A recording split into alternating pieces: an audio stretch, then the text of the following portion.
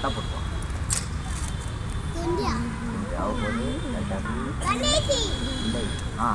இப்போ புறப்படுறேன்.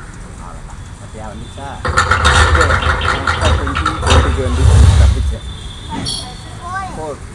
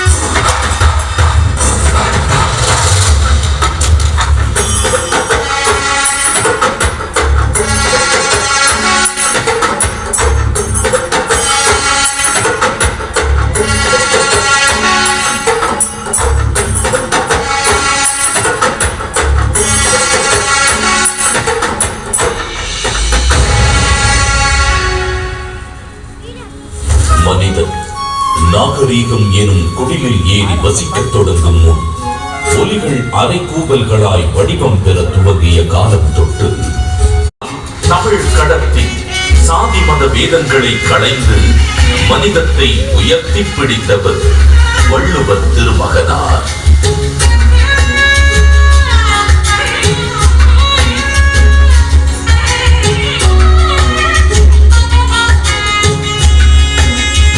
சுமார் 2000 ஆண்டுகள் பழமையான சங்க இலக்கியத்தின் 11 கீழ்கணக்கு நூல்களில் ஒன்றான திருக்குறளை தமிழ் மொழியின் தலைசிறந்த நீதி நூல்களில் ஒன்றென கூறலாம்.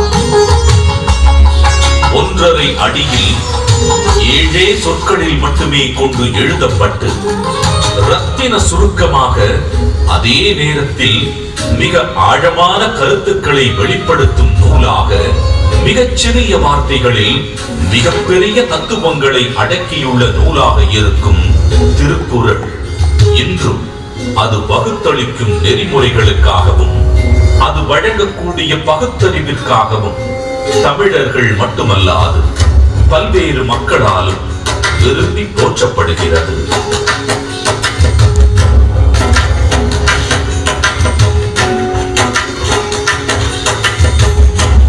அறம், பொருள், இன்பம் என்று 3 பிரிவுகளாக அமைய பெற்றுள்ள திருக்குறளில் முதல் பகுதியான